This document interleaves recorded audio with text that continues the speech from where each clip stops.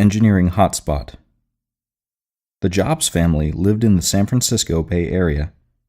Lots of companies that produced things for the military, such as Lockheed and Westinghouse, were based there. There were also new technology companies like Hewlett-Packard, and from the 1960s, semiconductor firms like Fairchild and Intel. As a result, many of the fathers in the Jobs family's neighborhood were engineers.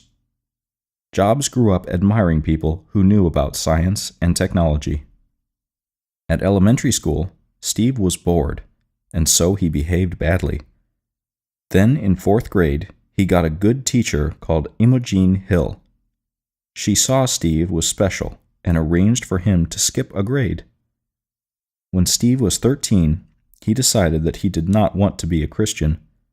If God knew everything, why wasn't he helping the people who were dying from hunger in Africa? That was when Steve started to become very interested in religions from other countries like India and Japan. As Steve got older, he also became more and more interested in electronics. When he was 15, he put speakers around his family's house so he could listen to what was happening in other rooms. His father was not happy about that.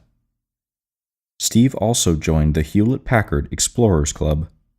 This was a group of students who met in the company cafeteria once a week to listen to an HP engineer talk about his work. It was at the Explorers Club that Steve first saw a computer. He also got the idea of building a machine called a frequency counter. In the phone book, he found the phone number of Bill Hewlett, one of the founders of HP, and called him. They spoke for 20 minutes. Hewlett didn't just give Steve some components for the machine for free.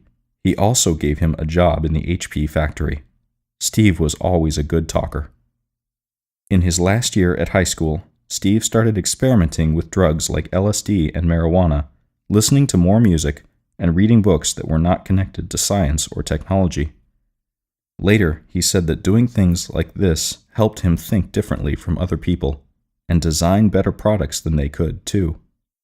It was at this time that Steve Jobs met Stephen Wozniak, with whom he later founded Apple Computer.